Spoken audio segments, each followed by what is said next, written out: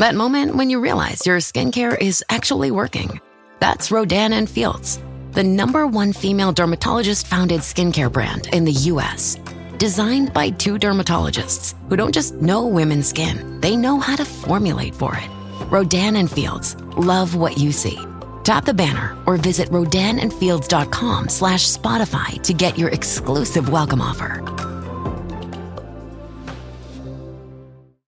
ChatGPT Plus is free for college students through May. Here's the thing. You've got a lot to do between now and then. Studying for finals, writing papers, trying to keep your life on track. And ChatGPT can help with all of it. It can quiz you for your econ exam, make a study guide from your French notes, plan out your meals and study breaks. It can get really specific on how you like to learn. It can even help you come up with ways to stop procrastinating. So from now until summer break, take advantage of all the ways ChatGPT can make your life easier. Restrictions apply. 5 immersive worlds, 1 amazing theme park.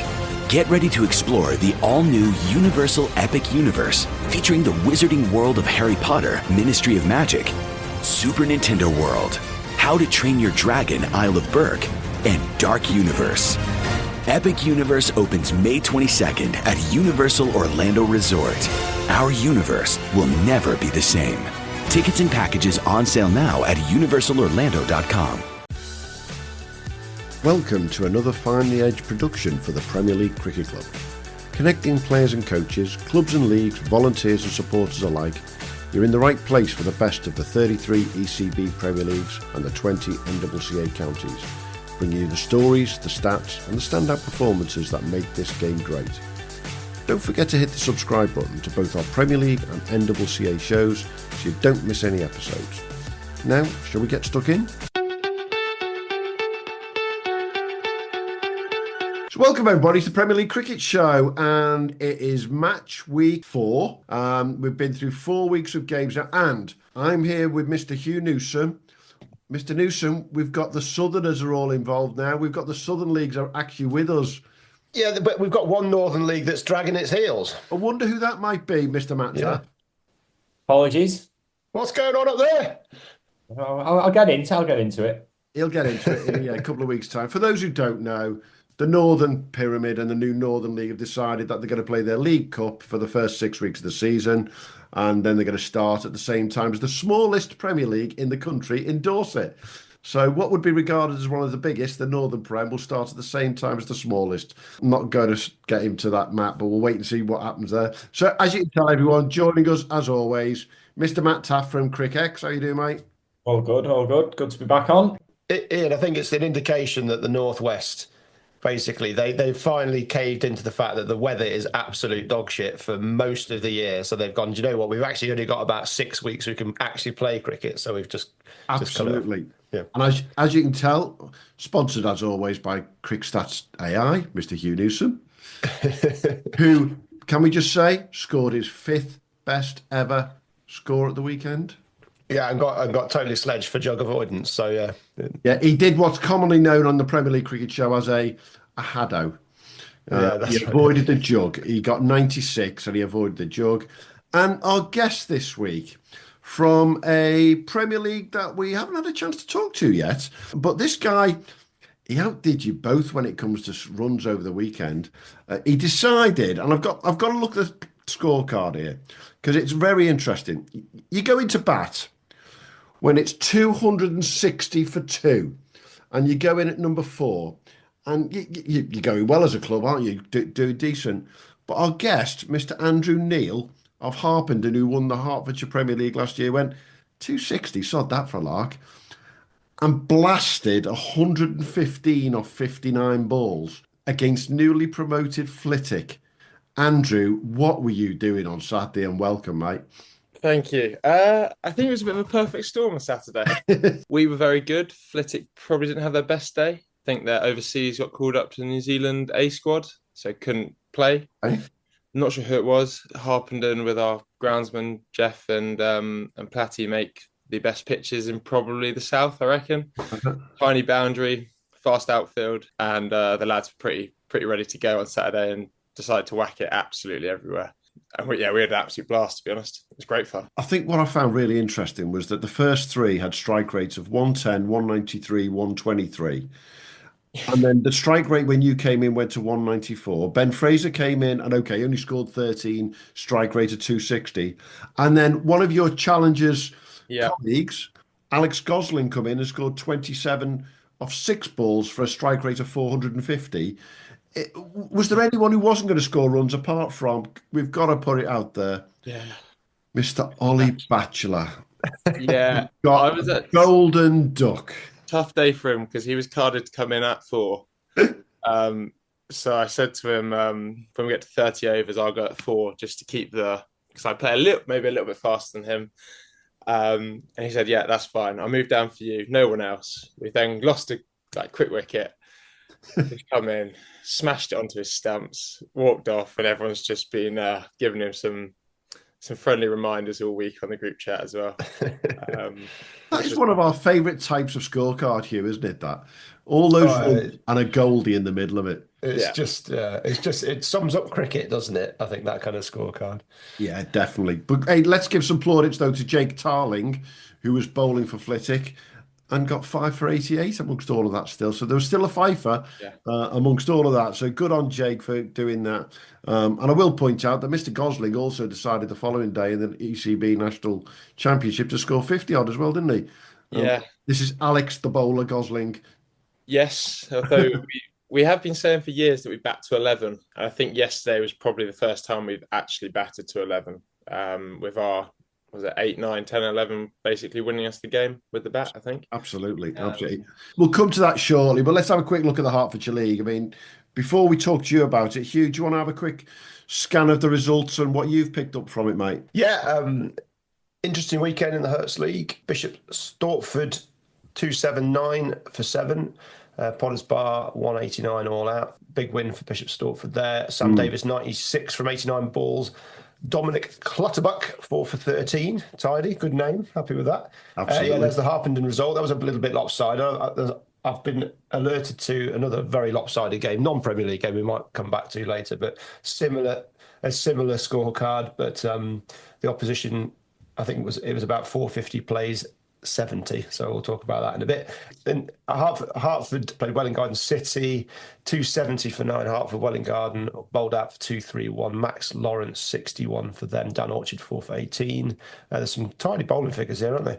Radlett, Totteridge, Mill Hillians. That was a close one. That was Totteridge 305 batting first, and Radlett got it. I'm not sure how many down. How many down was it? Just 3 down. Wow, 3 down. Archie Harrison, 133 off exactly 133 balls, and a certain Peter Hatterglue, 3 for 39. He's a handful, isn't he? Adam Rossington, 140 for Totteridge.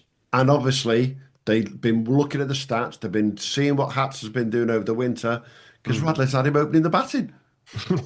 And why not? Absolutely. But yeah, can you imagine that one? Hatterglue bowling to Rossington. I mean, you've got carnage one way or the other, haven't you, to say the least? Good lineup. Yeah, it's good fun. Absolutely. Good fun. Then, West Herts 170 for 4, chasing 168 that North Mims put up. You know, a lot of wickets clattering there. And Nafi Sheikh, 45 from 73 balls, and Callum Taylor 4 for 23 for them. So you know, quite a few lopsided games in the league, but just that one really, really tight game at Radlett. It was, and I think what's really interesting from that division, from that league for me this weekend in particular, so Radlett, biggest chase in the country, chasing down 305, biggest chase in the country all weekend. There were 15 teams, would you believe, in the country who chased down 250 or more in Premier League games over the weekend. But Harpenden, Mr. Neal, you had 682 runs at your ground at the weekend, and you weren't the most in the Premier Leagues in the country. Jeez, that's tough, that.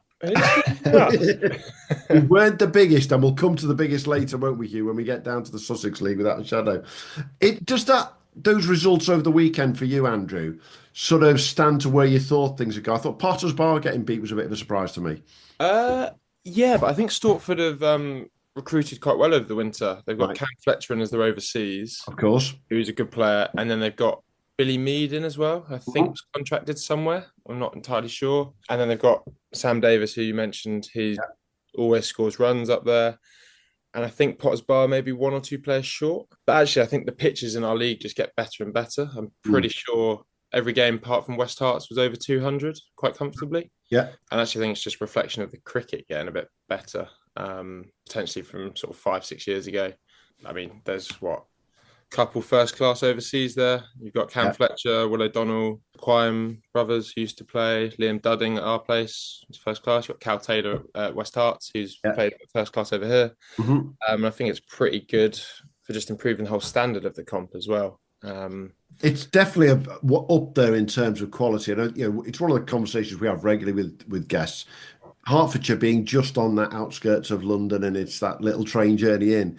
Yeah. Does that attract those right players, do you think? 100%, because trying to find a place for an overseas to stay in London, a little bit harder. Yeah. I mean, we're really fortunate. We've got quite a few parents that will put up like Colts parents that will put up an overseas. That's good. So I think that attraction, you're into London in 35 minutes, perfect. And it's a little bit cheaper to sort of play your golf, have some beers, whatever it is they want to do on their sort of time off. Yeah. I think it's a huge attraction. Absolutely. Yeah. You think Rossington's going to play how many games, do you reckon, this year? Because hopefully not too many. Because, I mean, Totteridge, good side. Yeah. And then Rossington just makes it that touch better. Because I think Totteridge, not that I know them too well, but quite a lot of them are at the age where they're sort of weddings, families, that kind of thing. So they're missing a couple and he's still there, they're going to be doing a little bit better than potentially they have done over the last couple of years. It can't be worse than what's happening at our club in the next couple of weeks. One of the parents has organised for 5 of the junior / high quality juniors to go and watch the test match on Saturday. Yeah, she's taken 5 players out of our club in one fell swoop. It's like, could you not have gone on the Sunday? You know exactly what question's coming, Hugh. What's that? Does that include the opening bat in the ones? No, I'm far too sensible for that. Yeah. No, blagging in for free on a press pass. Yeah. That's just poor, isn't it, to say the least? It's a shocker. It's just like, what have you done? Yeah. So anyway, yeah. Absolutely. Out of interest, Andrew, what's the likes of availability like for you guys on a week-to-week basis? It's always interesting to find that out from around the country. Last year, we were very, very good. We had maybe, I don't know the actual numbers, but we had maybe a squad of 14, 15. And I'd say maybe 14, 15 out of 18 games, we had pretty much a full strength side. Yeah. Fantastic.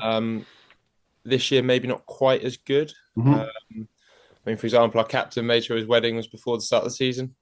Of course. So fair play. That's called a Gary night now, this season, definitely. Yeah. But we're quite good generally as a team for being available because we've got quite sort of younger age group where they're sort of either just starting work or still at uni, so they're actually about to play on a Saturday, which makes such a difference. And how much of an impact does the NCCA stuff have on you guys? Because yesterday was the classic, wasn't it? Hertfordshire had a day off. Yes. So that helped you to be able to put a full side out against Hornchurch in the National Championship. But does it get in the way with these big cup competitions? It does, because the next cup comp, Hearts have a T20 day. In years gone by, it's been even worse because we've had 3 or 4 players missing. Yeah, when the heart stuff's on. This year it's less, and it is a bit of a toss-up because obviously the National Cup's a big comp. The attraction of playing at Lords and playing with your mates is always a big one. Yeah. So you just it's a bit of a toss-up, isn't it? A bit of a balance. I suppose it depends where Hearts are at that situation. Exactly. I mean, like the 50 over stuff, we're probably not looking too likely to get out of the group after our double loss last weekend. Yeah. So if that was like the toss-up, maybe be a bit easier. But with the start of the T20, where I think we've got quite a good side for it this year, that's probably taking priority, to be honest. And the boys sort of understand that. You just get fined the next week, but it's fine. You just you just move on. We off? 30 seconds of carefree bliss. Oof, like wind in your hair carefree. Oh, like using Clorox Disinfecting All-Purpose Cleaner in the home carefree. Yes. Like dog slobbing on the coffee table and cleaning it with Clorox Carefree. He's on a roll now. Spit toothpaste on the faucet. You got it. Peanut butter on the light switch. Oh, spritz. Spritz. Clorox, man. Clean feels good. Okay, we're back. Use as directed.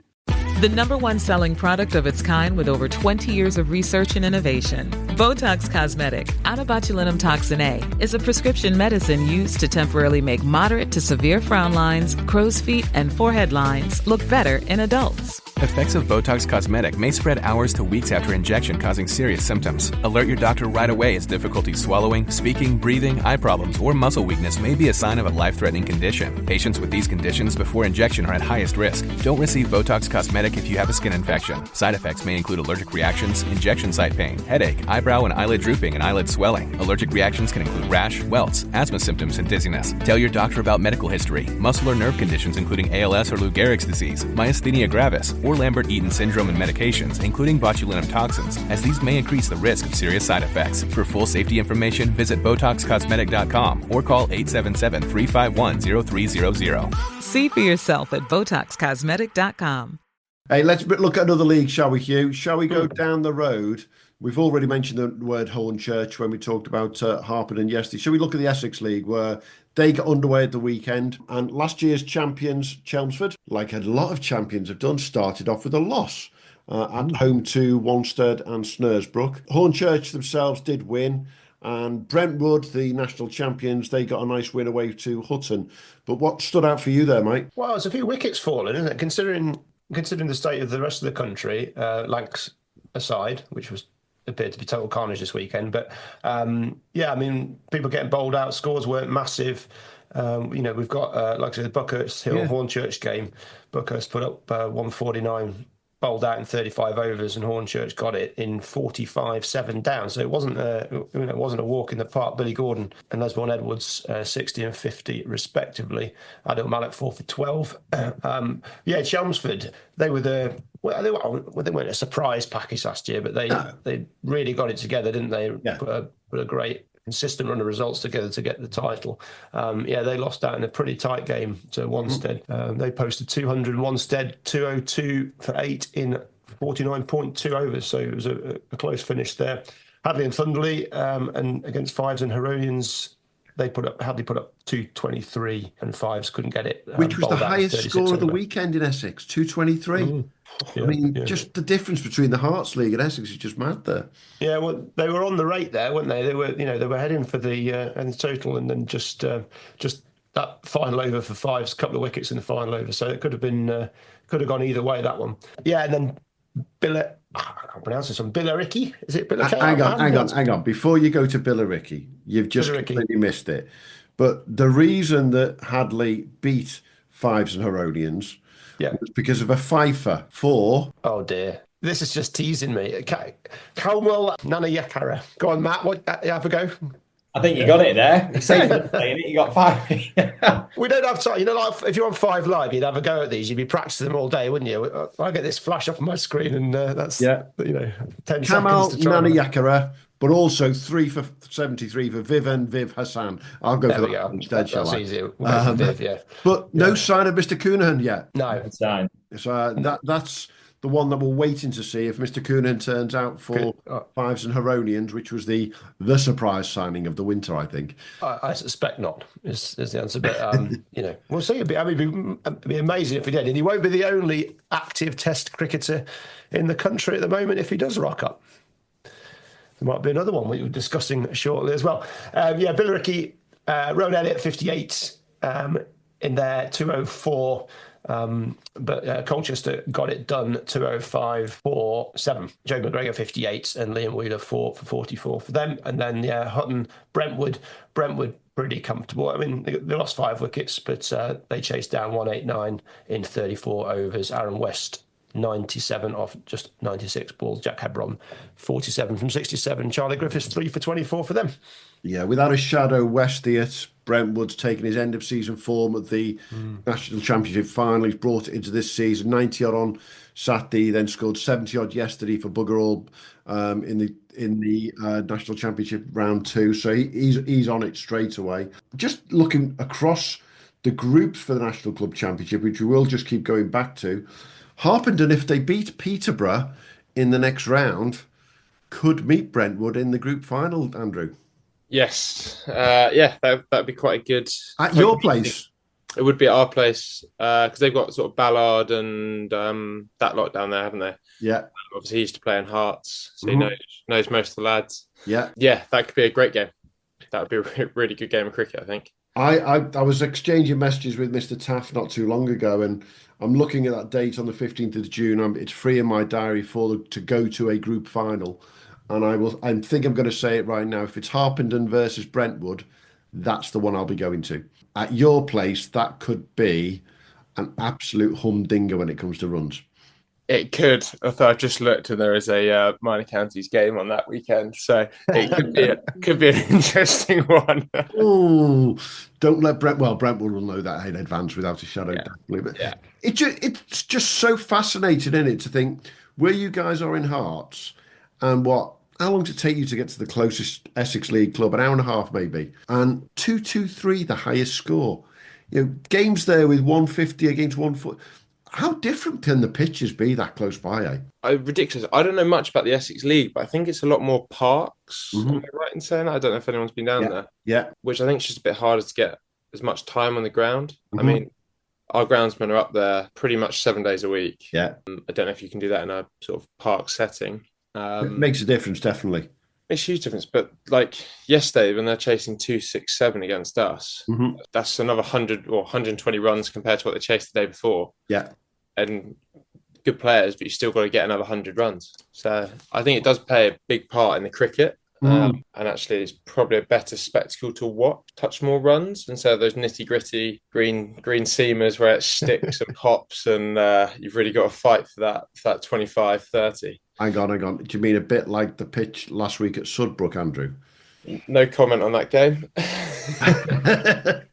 Where Wales National County beat Hertfordshire at Sudbrook last week. I was there, and unfortunately, I caught Andrew at a very bad time at the end of the game because they'd just been beaten. Yeah. But to be fair, did you guys throw that one away? In hindsight, probably, yeah. I don't know what we needed. Was it 15 or 20 with 2-3 wickets left? Yeah. Actually, I thought the pitch was pretty good. I thought if you got in, you were pretty set and the boundaries weren't too big. Whereas if you're new to the wicket, it was a little bit of leg spin from Russell. He bowled really nicely. And then was it 3-man left arm spin attack, I think it was? Yeah. Actually bowled really well. But when you're in, the runs flew back quite quick with that one. Alex Russell proved it himself when he came in and he was able to hit the ball, wasn't he, quite a lot? But yeah, I think in hindsight, that's a game that we probably let slip and probably cost us a place into the quarterfinal. And you guys then had a horrendous journey, didn't you, that night down to Dorset? Yeah, we weren't done many favours for that weekend. Double away, Wales, then Dorset, and then back home for work on a Tuesday. Yeah, absolutely. And it's one of our favourite points of conversation week in, week out sometimes about the travel that you NCCA players do on the back of your Saturdays. I mean, you finished on Saturday playing Premier League cricket and then you drove over to Wales for the next day? So we actually hadn't started yet. We had a friendly, which coincidentally I didn't play in, but most of the lads didn't finish till 7:30-ish. And then best part of 2 hours over to Bristol. Yeah. And then stay there for the night, another 25, 30 minutes in the morning over to Wales, play Wales, lose. You then got to drive down to Salisbury or somewhere around that in that area. Which is another hour and a half. Yeah. Got to find some food to eat, sort of relax a little bit and then drive another 40 minutes in the morning to the ground. Thankfully, I wasn't driving, but it is quite a tiring weekend. I mean, all the lads got home on sort of Monday evening and were like, that was a tough weekend. And correct me if I'm wrong, did you not then play twos cricket the following day on Tuesday? Yes. I then, just for some more mileage, I got told on Monday, sort of midday, that I was then playing for Hampshire the next day. But I didn't have any whites or any of my kit. So then had to drive from Dorset, which is about, I don't know, where we were, 25 miles from Hampshire. Yeah. Back home to Watford. You had to drive past it all, basically. Yeah, and then drive back down in the morning with all my kit. So yeah, I did a lot of miles last week. But that's sort of the game at the moment, I suppose. Well, we can say you need to take something out of the Freddie Fallows playbook there. Yeah, he seems to have his kit with him wherever he goes. If not, he's got his dad or his mum driving it somewhere. And, some of the driving he did at the end of last year was like that. But it just shows that to get that cricket in, you've got to put the effort in, haven't you? Yeah. And to be fair, now that you get all of it expensed, it's a little bit easier for you to do and to financially manage with it. Absolutely. But yeah, it's just mentally draining as well, being on the road for 3 hours a day or whatever it is. Yeah, big time. Big time. Hey, let's look at one of the other leagues that got going at the weekend, and we're going to go across to a league that I know Andrew knows quite a few of the players from this league, just down the road in the home counties. It's a league that actually had something happen in it at the weekend that didn't happen anywhere else in the country. For the first time in a long time, Hugh, we can say 31 Premier Leagues were playing on Saturday. Every single game got started and finished bar one. And it was the game at Great Brickhill that got abandoned after 12 overs, with Finch Hampstead's 45 for 2 after 12 overs. I am told through one of my sources the pitch was rather dangerous. But, I look at 45 for 2 off 12 and I'm thinking it can't be that bloody bad. But hey, that's me being an old fart, isn't it? And saying it can't be that bad. But I've seen a picture of a half volley hitting someone's shoulder. So that might be a bit of a giveaway, to say the least. It's good to have our sources that way. But elsewhere in the league, I've got to start with our friends at High Wycombe and what I've already nicknamed the Bomb Squad, Hugh. Yeah, well, it's you've got CW Hemp at the top of the batting there, 74 of 75. Who'd have thought it, hey? But it's actually quite slow for him. It was, Dan Lincoln 62, Josh Lincoln 48 off just 29. They put up 291. Stoke Green didn't get anywhere close. Connor Haddo 3 for 17, Max Otley 2 for 38, so it's a great start for them. Yeah, jumping into Oxford Downs versus Aston Rowant. Oxford Downs put up 168 batting first and 46 overs. Aston Rowant were going close, I think, but bowled out for 151, so it was a tight game there. Didn't quite make it over the line. Just looking at the ball by ball stuff, looks like a decent last wicket partnership, taking them from 136 through to their final total of 151. So yeah, could have gone either way. There would have been some nervous players from Oxford Downs there. And then Great Brickhill, Finch and Hampstead. You mentioned that one that got abandoned. Bit of a shame that, but it wasn't weather related. There was a little bit of weather around this weekend, but sadly or fortunately, it wasn't weather related. Henley 245 for 9. In their 50 overs, and Harefield chased it down with 4 overs to go, 4 down. Charlie Which is another champion from last year being beaten. There you go. It's going to happen, that. I mean, statistically, we're going to have to run some numbers on this, aren't we, compared to every season to see how many get beat. But yeah, Charlie Dunnett, 100 from 127 balls. Gareth Severin, 92 from 80 for Harefield. Zayn Ali, 68 off 100 balls. Got the job done for them.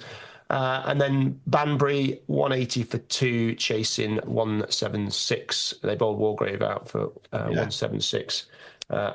Arjun Ramkumar, that'll do it. 69 off 110. And Isaac Humphrey at 66 from 112. Toby Greatwood with 1 for 25 for Wargrave. Bradley Taylor, 3 for 30. And Charlie Hill, 2 for 21. Yeah, if any result was the one that, not a surprise, but it stood out for me, it was that Wargrave and Banbury result. But Wargrave have obviously lost the 2 Lincoln boys, Tommy Sturgis, that's 3 players at your first, that front 11 to lose. They've still got Toby Greatwood. They've still got Rhys Lewis. But yeah, they look a lot weaker than they have done over the last couple of years, Andrew, don't they? I mean, yeah, I don't follow the home counties too much. But that's 3 massive players to lose, especially in the club side. That's 3 big players to lose in a minor counties team, let alone a club side. So, hopefully they can replace them and sort of fight again this year a little bit. And what about this bomb squad? Do you fancy coming up against High Wycombe in a T20 competition somewhere with Wardy, Hemp, Lincoln, Casterton, Lincoln, and Billy Dodds, who ain't a bad player to start? They're not bad, are they? Yeah, it's pretty strong. It's pretty strong, I reckon. I'd quite like to see the Sixers comparison with our boys by the end of the year. That'd be a good stat for you. To see who can hit more, because I reckon our lads are going pretty well after this weekend. Yeah, as Hugh already pointed out, to be fair, Mr. Cameron Hemp, he's come back from Australia and he did only score 74 off 75 balls. So, strike rate below 100 for Mr. Hemp is bloody poor as far as I'm concerned. Wouldn't be in our top 6. Absolutely. And Josh Lincoln coming in 48 off 29, showing you up there, Hempy, to be honest, mate. But 291, win by 154 runs, you're not going to complain on your first day of the season anyway, are you there? So we're talking big numbers. So I think that is the perfect Radio 5 link to get our friend from Cric to talk big numbers as well, because we've got some great Premier League numbers, Mr. Taaffe. Finally. Absolutely. Your boys are coming to the party at last. They really are. It's great to see. It was a good weekend. Plenty of hundreds, plenty of 50s, fifers. KS Barat didn't top the pile. Second. Who? Yeah, exactly. Can I just say, I texted him on Saturday to say congratulations. I don't know if you've seen this. He's calling me Lan and not Ian. You boys have got to tell Mr. KS Barat. I think you've got to take that, haven't you? Yeah. Oh, Sir KS Barat. Yeah, I think you just. I ain't correcting him. Yeah. But no, yeah, it's great to see, like you say, a lot of the players are arriving now, but I was expecting him to top the charts, but he didn't. It was Bridge Heath's Aviska Therindu, 157. Our favourites. And then, like you say, the signing of the season for me, KS Barat, 134 for a Dulwich against Esher, wasn't it? Esher. Esher in a big high-scoring game there. Gareth Orr, 110 for Hornsey. Shalin Demal, 109 off 60 for Wisbech Town. He's going to be some player this year. He's sort of come out from the woodwork, really, and he's just it by all accounts, and took 4 for 28 just to top his day off. Then, like you say, plenty of hundreds, plenty of 90s. You mentioned it, Gareth Severin, 92 for Harefield, Michael Rippon, 92 for Fleetwood. And then, like you say, they're all arriving and getting stuck in, but I'm sure they're enjoying the weather, aren't they? Do you think that's what's made the difference early doors? Remember last year, I'm not saying it dragged, but it took time to build up. But this weather, the boys are just loving it, aren't they, from day one? Yeah, like you touched on before, it's just so hard, isn't it? The outfield's rapid. And you wouldn't think it's rapid for me, but it is for everyone else. I wasn't going to mention you, but that's a different match altogether. Just what I mean, you're a club, you say, you ring up Cric or whoever, obviously just Cric because there's no other agencies that exist. And you go, right, we need to keep a bat. It needs to be pretty decent. Some first-class experience would be useful. We want him to compete in the side. And then you go, well, I've got this test player, one of, and to get into the Indian test side, you've got like 10 billion other people you've got to get past. An absolute all-time legend. If you walked out the street in India, he'd get swamped everywhere he went. There's probably, you're probably putting 500 on the gate with him playing. Yeah, do you fancy him? Well, what's the accommodation like? I mean, what's going on? Or somebody's mum's bedroom. How much of a difficult sell was he for Cric? Yeah, it wasn't. It was pretty easy, that one. But like you say, if you're lucky enough to get hold of him, you're very happy for the summer there, aren't you? And I dread to think how many runs he's going to score. I can't see him failing. Put a number on it, Mr. Taaffe. Go on, let's have a little quiet one. I think he'll average 85 plus for the summer. Okay. Yeah. I can't see the lad getting out. That will be the highest in the country then, without a shadow, definitely. I mean, look at that scorecard on the weekend is a good example because, Esher, they're a good side. And you've got James Schofield 5, Harrison Perry 7, KS Barrett 134 of 108 balls, Ollie Steele 5, Sam Cicheran, not Two's player, really, really up and coming player, 19, and the rest, Dale Shaw's got 45 and KS put together a score there, but it just shows you everyone else was struggling at the top and he's just cruising. Rightly so. Yeah. But Nicholas Smith was the man who got him out, and he'll be very happy with that. Although Nicholas Smith with his 0 for 5 balls wasn't the best. It was great to see Teague Wiley opening the baton again for Esher, our friend of the show.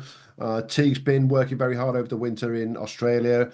Come back, he's just had little bit of a trip into India himself with the boys cricket mentoring and Peter Hatzoglu and those guys. So it's great to see him back over. I think watch him this year. It's his second year. And he'll know the pitches a lot better than he did previously. Just look at his strike rate there. I know he's only got 33 at the weekend, but that's a bit unusual for Teague. So 33 off just 19 balls. That's not what he was doing last year. He was Correct. playing a little bit more carefully. So we could see a different kind of player this season. And yeah, definitely it'd be interesting if we do. Andrew, you think he's different gravy? Well, yeah, I played at his club out in Perth. Okay. And I saw him in the nets a couple of times. I was only over there for a couple of weeks. Yeah, he's a freak. He's an absolute freak. He's very good. So say hi to Teague for us, will you, Andrew? I will. Hopefully try and meet up with him and a couple of the sort of Rocky Mandra boys that are over there as well. But he's a very, very good cricketer. Yeah, we think that he's one to watch still. He's still a young lad at the end of the day. He's still got plenty of time in his hands. The Surrey Championship's not the easiest league in the country to play in. There's some top quality. And to be frank, looking around the teams that I've done this morning, not many of the Surrey lads have dropped down yet either. So there's a lot of twos cricket going on, but we know what happens. The lads drop into that championship, and it makes it even tougher, doesn't it? Yeah, the 8,000 Surrey professionals that they've got. Yeah. Oh, you can't say that. I got told off for saying that on Saturday. Debbie, the scorer from Surrey, who I was sat next to working at Edgbaston, she said, "No, we haven't got that many." I'm like, "Okay, come on now." 8,000 is always the number I use as well. Did you see? I think was it 3 wickets fell the entire time you were working there, something like that, 3 or 4. It was road. Yeah, is the best way to put it. Definitely, yes. Let's have a quick look around the Surrey Championship for what else happened there. We've already talked about great game between Dulwich and Esher, but what else was going on? Another champion winning side, East Moseley from last year, got beat by Ashted on the first day of the season. East Moseley bowled out for 208. Ashted put up 255. East Moseley with Ollie Soames with 115 there, but Ashted had a much more of a team performance. Everybody's chipped in. Daniel Geddes 54 from 79, Connor Young 48, Pranav Khera 41 from 54 balls, and the rest goes on. So it was a real team performance from Ashted. The Esher Dulwich game, we talked about 640 runs in the match, 630 runs in the match, with Dulwich coming out on top. And that was K.S. Barrett doing his thing. Reigate Priory, Sutton. Reigate Priory 209 in 49 overs, batting first. They bowled out there, and Sutton cruised it 213 for 3 in 45. Great effort from them. Cameron Tanner 73 from 75. Ryan Hackney 54 from 95, and then Josh Blake and Jaden Roderick chipping in with some runs as well. Spencer put up 241 in 47 overs to beat Sunbury, who batted first and put up 237. Jack Scriven 100 from 110 balls, and Harshil Patel 4 for 42. Alex Hughes, Sunbury 65, 77. Another team performance. Oliver Pascal 46, and lads chipping in with 30s and 20s. Kevin Smith 3 for 46, and then Wimbledon had a bit of an easy win against Banstead. Banstead put up 140 batting at first, and Wimbledon got it 1 down. Tim Lloyd, nice to see him in the runs, 68 from 50 balls. I suspect he might be back. I don't know if he was at uni this year, but I think he's back, and we'll keep an eye on him. But Jack Boyle's there again, 27 from 20 balls for him, not out. Yeah, and good to see Spencer, who'd been promoted into the Surrey Championship, doing well. One of the biggest clubs in Surrey, without a shadow, a huge junior setup. Beating Sunbury, who went on the following day in the ECB Club Championship to score 367 in the 40 overs to beat Walton-on-Thames in a really big high-scoring. I think it was the most high-scoring game of the day in the Club Championship. So good win for them there. Wimbledon, we know they had a bit of a rocky year last year, I think it's fair to say, Hugh. So I'm sure they'll be pleased to win by 9 wickets. And as you say, Tim Lloyd. Have you come across Tim, Andrew, at any point? Because he's a bit of a player, we think. I haven't. Is he up at Leeds Uni? Yes. He was, yeah. Yeah, so I haven't come across him, but I was up there. So if I see any of the scorecards coming out, I'll always have a look. But haven't actually. We've missed each other age group wise, I think. Yeah. He's definitely one we've been watching for the last 18 months in particular. We've got to talk about a couple of other leagues before we finish, but we need to go back to you, Matt, and Cric X, and have a quick look at the bowlers and see what cracked off there, mate. Yeah, again, plenty of fifers, fourthers chipping in. Dick Chiller de Silva for Great Harwood, 5 for 73. Just a staple week in, week out, isn't he? Kimberley Institute, Oliver Tiwatia. I highlighted him early doors as a player to watch over the summer. 5 for 48 on Saturday and then 4 for 12 on Sunday in the club championship. So he's a proper talent with the ball in hand. And then Hugh did the duties for me for fives and Heronians. Cornwall Naniakara, 5 for 35. Rajit Day for Lightcliffe, another 5 for. And then, like you say, it's an awful lot of fourths across the board. Lewis Delport for Oxford Downs. Apparently landed, picked up from the airport straight to the game. Wow. Was the script for him on Saturday. So hey, he's being paid. He's being paid. Get there. Exactly. And then, yeah, like you say, some good performances and they're all arriving. So I'm sure they'll... Absolutely. But I have to say, none of this 5 for Lark, none of this 6 for Lark. Mr. Newsome, who is the leading bowler in the country this weekend? Well, I think most of us could probably guess the ground because it's Saltburn. Again. But it wasn't a cheeky bit of seam bowling with the keeper up to the stumps, was it? Nope. It was Suminder Lakshan with 9 for 50. He came on fifth bowler, 9 for 50 in his 14 overs. So that's the first 9 for this season. Best bowling figures so far this year for Great Ayton against Saltburn. And we know that the weather's been good when you've got a leggy getting wickets at Saltburn. 9 for 50 or 14 overs. We had our first 8 for a couple of weeks ago. That's our first 9 for. Are we going to see the big one this year is the question. The 9 for is nicknamed the Dieter Klein 9, obviously, because that was from the first season we did this. But Lakshan, congratulations. Anyone taking 9 for at Saltburn as an away player in particular, Hugh. Absolutely. Unbelievable. Fantastic. Anybody else in the top bowlers that you pick out? We did, yeah. I mean, we've got Timmy Taylor, 7 for 32 for Honley against Skelmanthorpe in the Huddersfield League. Tobias Bulcock, 7 for 54 for Ormskirk against Rainhill. And so Santhush Gunat Ilaki for Shaw against Bradshaw, 6 for 19. And then round out the top 5, we've got Sam Barrett Martin in Yorkshire, 6 for 27. But yeah, we've got loads of 6-fers. Loads of 5-ers.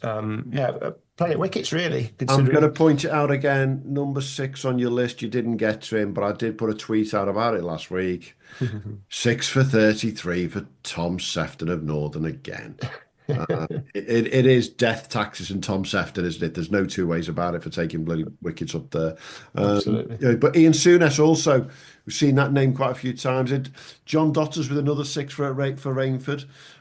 There was quite a few 6-ers, including somebody that Andrew came up against the week before. Mr. Alex Russell took 6 for 77 for Bridgewater against Thornbury in the Premier League there.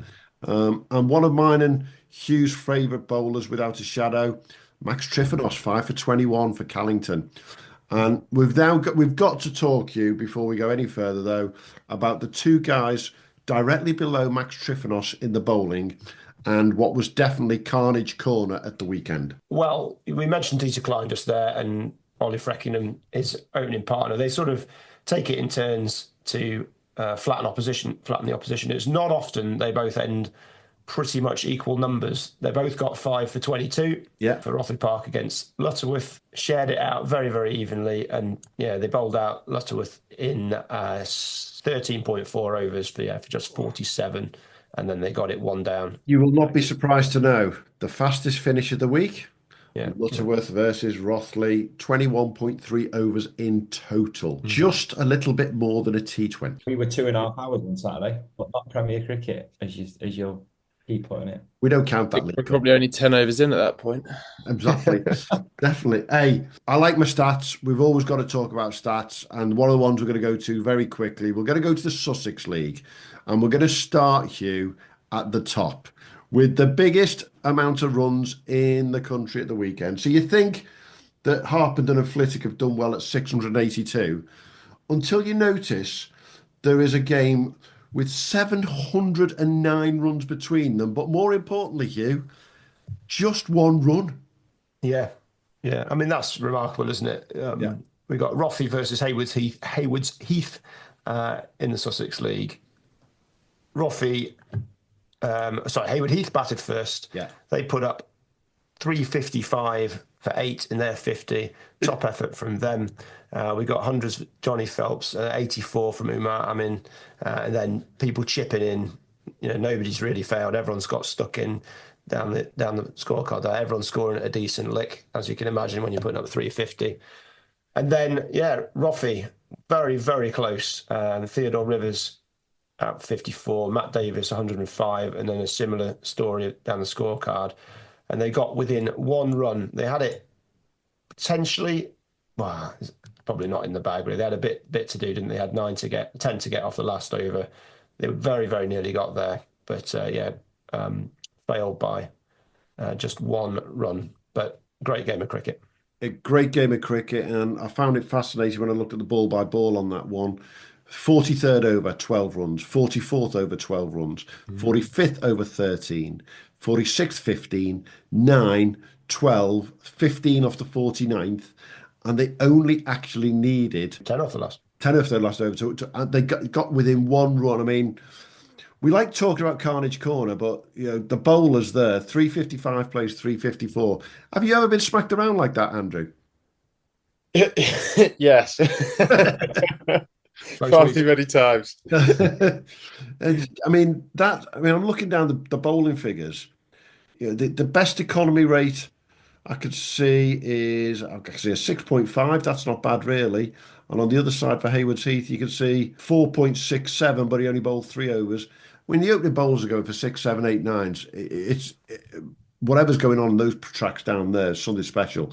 But what I found really interesting, Hugh, about that was down in Sussex, that game stood out. There was some decent scores, but that one stood out, didn't it? Well, there's fair few wickets. Middleton, Preston Nomads. Middleton put up 181 all out. Preston Nomads got it 5 down, so there's a fair few wickets there. John T. Jenner, quick runs, unsurprisingly.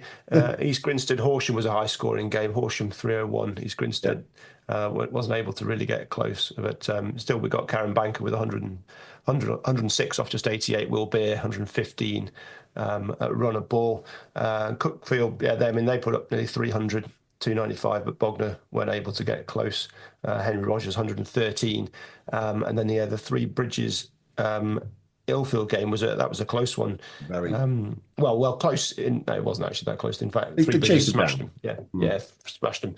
262 Ilfield. You'd be happy with that total most of the time, and Three Bridges got it 2 down. George Thomas 111, Luke Beaufort 102, both not out. Yeah, George Thomas, who, correct me if I'm wrong, was playing for Somerset last summer, lost his contract, has been picked up by Sussex, and I'm really pleased to see him getting some good runs over at Three Bridges there. He should be playing white ball cricket for Sussex this season without a shadow. And actually was a miss for Wales National County because he was signed for them in the NCCA, and they've missed out on that one. But some great cricket going on down there in Sussex at the weekend without a shadow.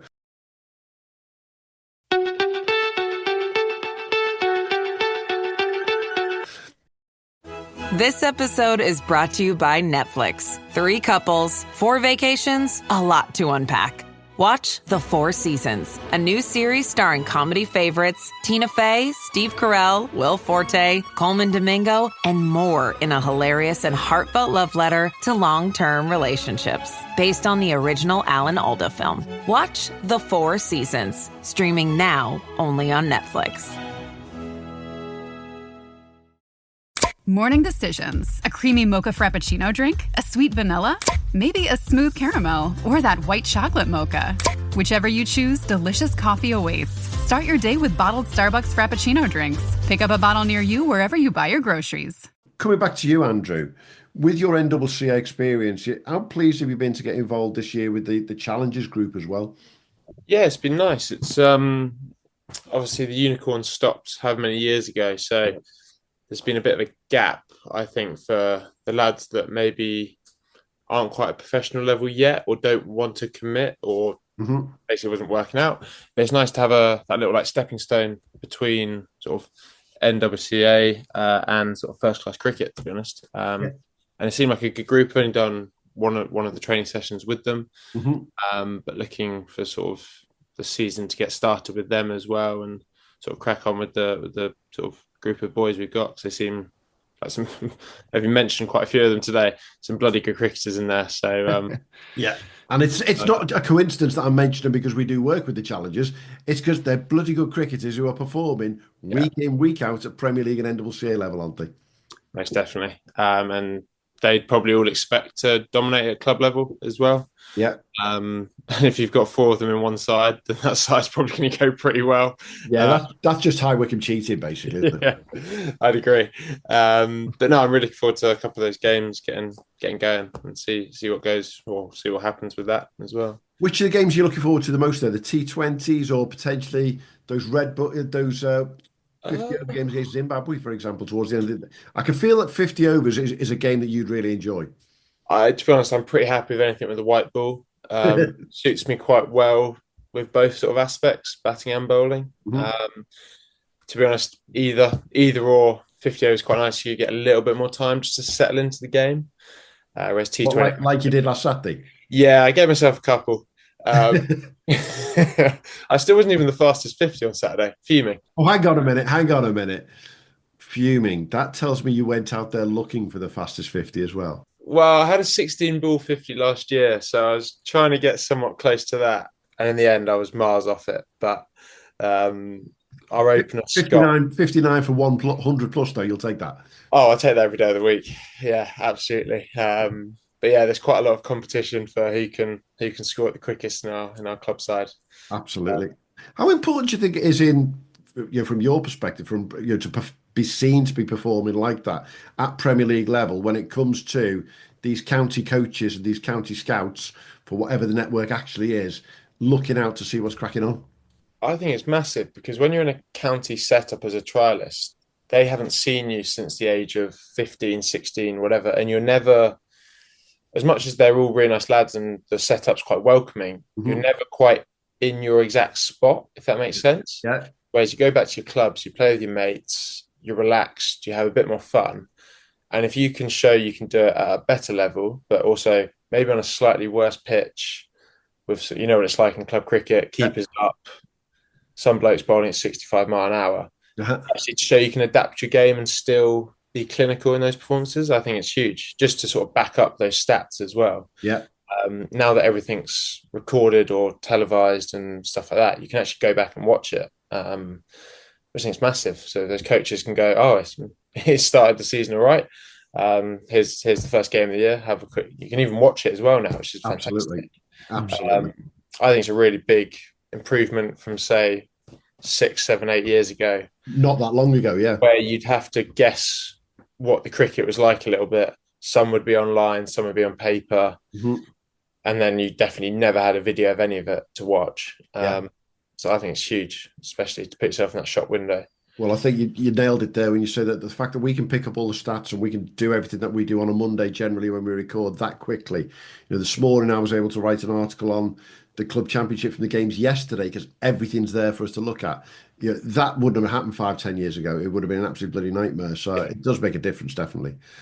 Even 2-3 years ago. Yeah. It's. I mean, I've noticed. Following running stats for a few teams this year, the improvement year on year is dramatic. I mean, NV Play do things with us, and their systems are absolutely fantastic. The frog box stuff can leave a little bit to be desired at times, but the NV Play stuff is outrageously good, and it's so useful for scouting players and just getting a feel for playing conditions.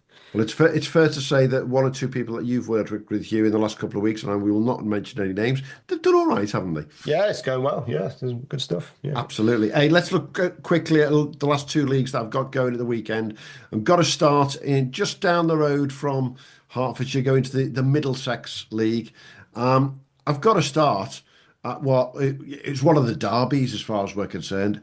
If anyone listened to our conversation with Nick Friend from North Middlesex a couple of months ago, the most remarkable oversight we could see of any cricket pitches in the world, 5 cricket pitches basically back to back, and they had a 6-minute walk for an away game from North Middlesex to Crouch End at the weekend, Hugh. It's a slog that. Do you think they got an Uber? No, Matt Taaffe had got stuck in traffic. Yeah, that's it.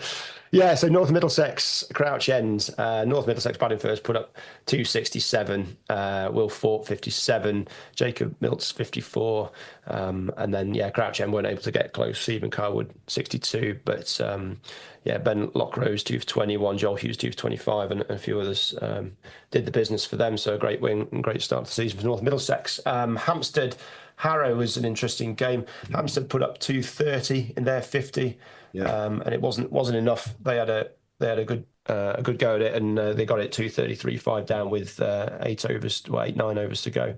So Jisan Herath 91 for Harrow, and Oishik Chakrabarti 124 off 113 balls. Tim McSweeney 44. Both of those not out. So great win for Hampstead. And then Ealing, Richmond. Big total 288 for 8 in their 50. Batting first. Ealing 241 all out, chasing it. And they had a go, didn't they? They weren't able to get there. And Tanwala 102 off 107 balls. Mohammed Rivzi 85 from 119. Vance Jani just got a contract. I was going to say, can we say congratulations to Vance Jani on his contract with Warwickshire? Absolutely. One of the names that, if you've been listening to this pod for the last 18 months, we've gone on and on about. Well, there's also, I think he's been playing at Loughborough as well, so it's a great bit of work for him. So, a great win for Richmond. Noah Collis, 93 from 104, and Liam Fitzpatrick, 37 off 37 balls for Ealing. They had a good go. It's when you got a big total like that, sometimes it's you end in a heap, but they got relatively close. And then Stanmore, Shepherd's Bush chased down Stanmore's 235 all out with about 5 overs to go. Odd thinned 107 for Shepherd's Bush off 122 balls. Nick Appleton 48. Harvey Jupp 4 for 38. And then Teddington Hornsey chased down Teddington's 232 for 7. And they got it with 3 overs to go. 5 down. Gareth Orr 110. Patrick Moore 37 off 61 for them. And Josh Haynes 2 for 38. Patrick Moore also with 1 for 117. Absolutely. Middlesex League, competitive it looks to me this year, Hugh. I think it's going to be one to watch, really.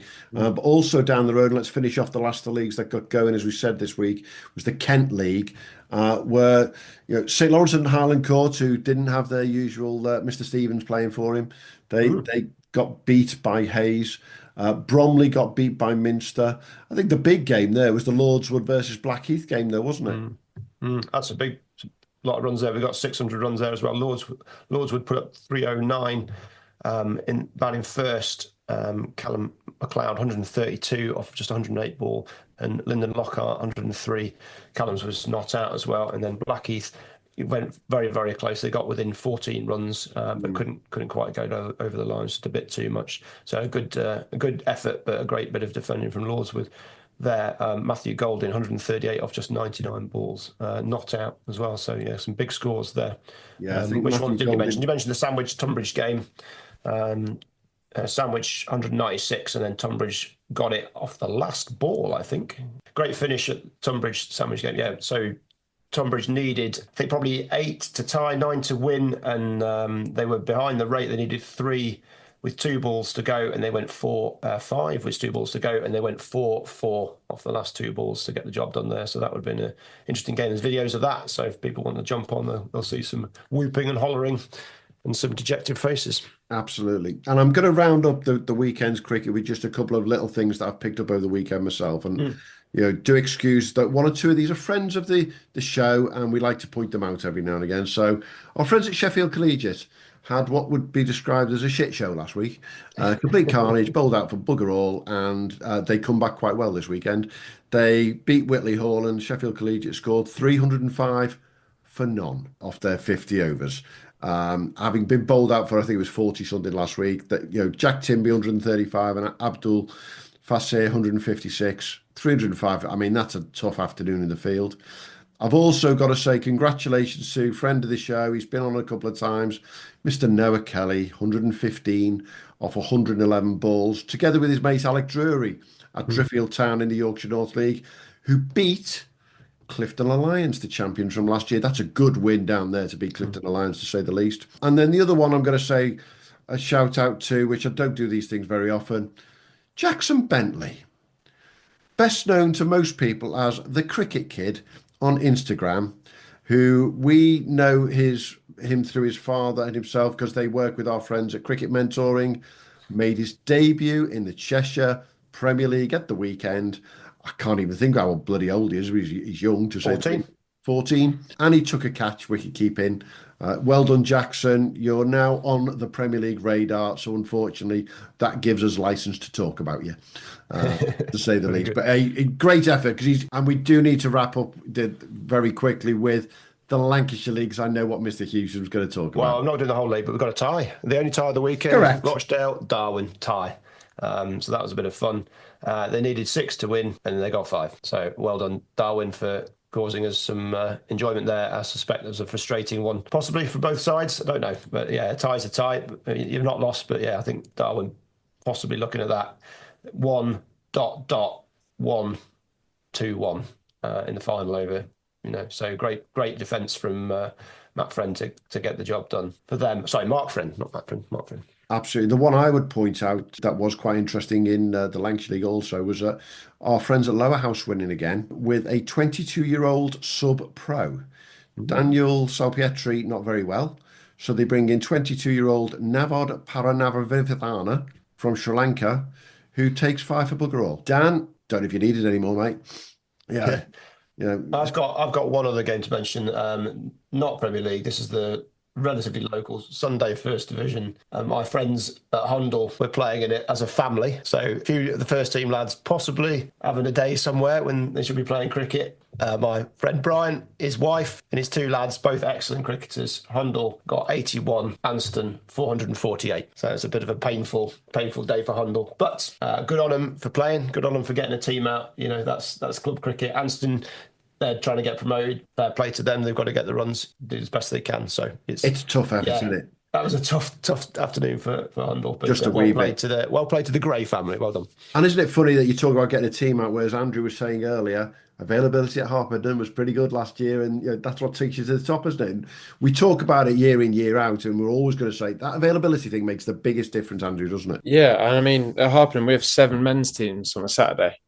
Wow. So if you lose 4 out the first team, you're also losing, that sort of filters down quite heavily. So yeah, if we can keep everyone available, it makes such a difference. I've got to ask the question, 7 men's teams, that's 77 players required every Saturday. Yeah. How many do you have registered? I have no idea, and I don't even want to think. Because that's a job and a half. But like last year, first team, second team, third team, all won the league. Yeah. I'm not sure many clubs have done that in the country. We think you were up there with Upton in Cheshire as the 2 most successful clubs in the country last year. Yeah, I mean, it's great.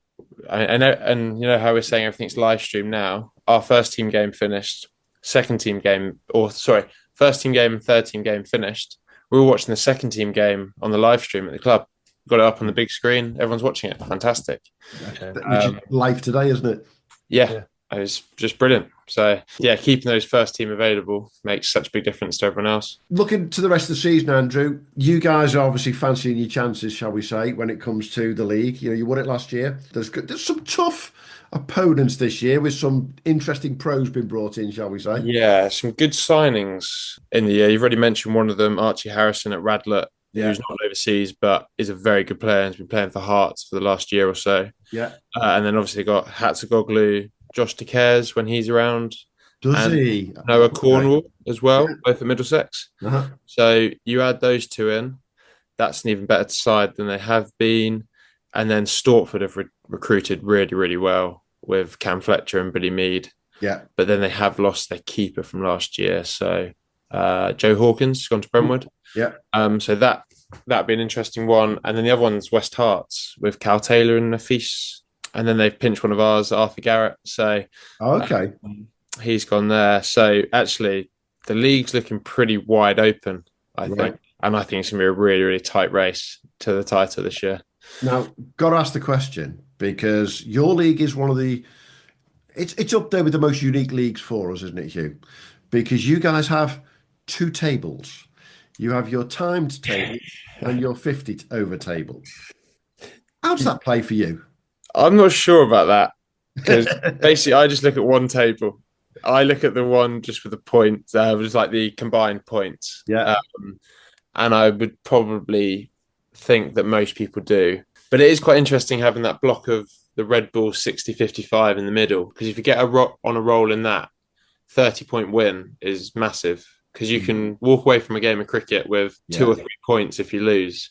Whereas you win, you get an extra 28 points, which is fantastic. But yeah, it's a bit of a weird one, but I quite enjoy it. I quite enjoy the split between the two. I think I'm happy with the split. I quite like seeing the tables. It's better than the Cheshire's effort at the world's longest table, where you have to get the old slide rule out to make any sense of it. It doesn't fit on my screen, and it's a 32-inch screen, the Cheshire table. That's how bloody big it is, to say the least. Just looking at those transfers that have gone on in the league very briefly, how big is that? Losing Bradley Sayers down to the Essex League and losing Joe Hawkins down to the Essex League. Yeah, they're two quite key players coming out of the leagues. Do you think Hertfordshire can be a bit of a transitional league that way sometimes? I think so. Over the last couple of years, it hasn't been as bad, hasn't been as much movement as years gone by. Yeah. But I don't know Bradley that well, but I know Joe a lot better. And losing him, he's a year below me, so he's 23, 24, is a big loss, I think. Right. Played for Hertfordshire a couple of times as well, and has grown up all the way through the system. So losing him is probably the bigger loss of the two. Yeah. It's a shame because both good cricketers. And Joe's nice to sort of have those battles with people that you've grown up with, because winning's great, but if you beat your mates, it's even better. But to be honest, then they're replaced by good players. So I think that's what we've attracted a bit more. And like you were saying earlier, so close to London, all those kind of things, there's a little bit more sort of popularity around the sort of smaller leagues compared to like Surrey, Middlesex, all those ones. I think that reflects with Hertfordshire doing a bit better, sort of that old adage of strong Yorkshire, strong England. But if you can get the club sides in the county going well, generally the minor county side goes a bit better as well. Absolutely. Look at Berkshire. Exactly. It's the perfect way of looking at it, isn't it? That great having you on today, Andrew, and talking all things Hertfordshire, which, as we say, is a league that we've not been able to get to talk to so far. I think now we can tell everyone officially, having got through all of 2024 and we're into 2025 now, we have now officially spoken to every single Premier League at least once. It's the first time we can say that. That includes Huddersfield, who joined us this year, and that includes Dorset, who obviously are the smallest league in the country. For those who are wondering who's going to come up in the next few weeks, I think we're going to have someone from the West of England Premier League next week, which we're pretty much excited about. And then we're going to go back to the Birmingham League the week after for a guest from there. But anyone who wants to come on the show, just give us a shout. You'll know where to find us. Drop us an email, drop us a text, drop us whatever it is. We do want Premier League players who can talk as well as Andrew can about his own league, because that's the most important thing. And whilst I might have given him a bit of grief about last Sunday and the defeat for Hertfordshire against Wales National County, this is the Premier League cricket show, and that's what we want to talk about as much as possible. And we also want KS Barrett on, because then our view count will go absolutely through the roof. Sort it, Taaffe. At least we're in contact with him, aren't we, Hugh? That's right. Yeah. Definitely. We need that subcontinent dollar like the ECB does. So we're just as desperate. Speak for yourself. Great to see you guys. Thanks a lot, and we will catch you on the Premier League Cricket Show next week with B3 Cricket once again. Awesome, gents. Guys. Cheers now. Cheers.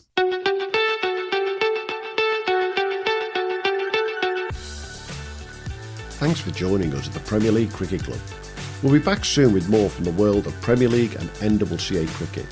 But in the meantime, don't forget to subscribe, leave us a review and follow us wherever you get your socials. Or maybe check out our website, premierleaguecricket.co.uk, to stay updated. Until next time, have a good one.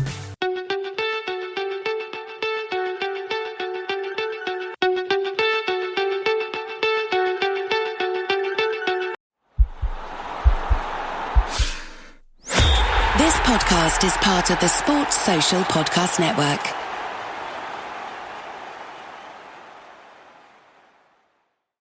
You just realized your business needed to hire someone yesterday.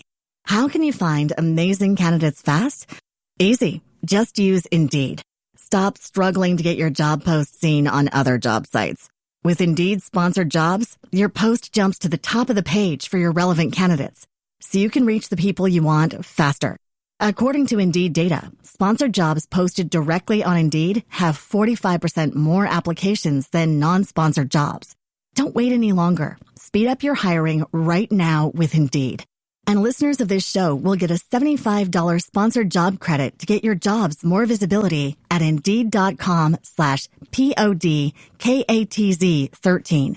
Just go to Indeed.com/PODKATZ13 right now and support our show by saying you heard about Indeed on this podcast. Terms and conditions apply. Hiring? Indeed is all you need.